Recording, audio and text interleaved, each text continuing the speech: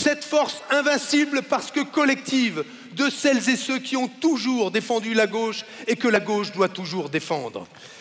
J'ai le devoir de ne pas céder à la machine à désespérer, la machine à broyer la gauche.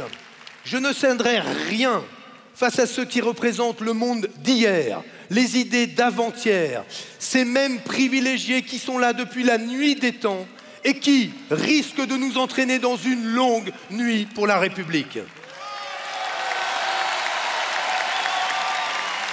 Vous les connaissez d'ailleurs, vous les connaissez, ces gens bien informés, bien nés, bien entre eux surtout, qui nous disent depuis toujours ce que le pays doit faire, doit penser et le conduisent d'échec en échec avec la même constante arrogance.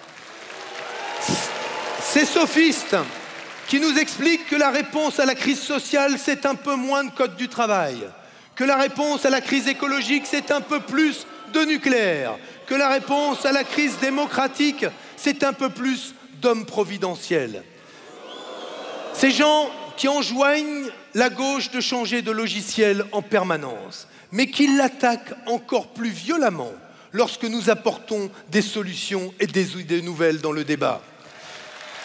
Ces gens qui ricanent lorsque nous parlons d'un traité budgétaire européen ou d'une contribution sociale sur la valeur ajoutée des robots, mais qui sont un peu embarrassés lorsque ces idées sont portées par un économiste de réputation mondiale, Thomas Piketty, ou un entrepreneur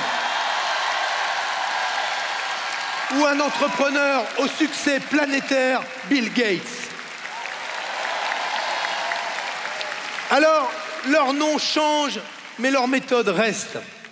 En 1936 déjà, il surnommait Léo Lagrange, secrétaire d'État au sport et aux loisirs de Léon Blum, le ministre de la paresse. Ils ne sont pas très inventifs, ils ont d'ailleurs recyclé la caricature pour parler du revenu universel d'existence.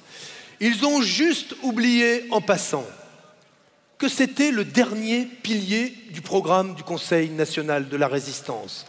La garantie d'un niveau de salaire, je cite, un niveau de salaire et de traitement qui assure à chaque travailleur et à sa famille la sécurité, la dignité et la possibilité d'une vie pleinement humaine.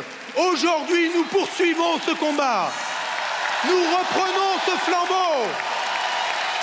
Le revenu universel d'existence poursuit l'œuvre du Conseil national de la résistance.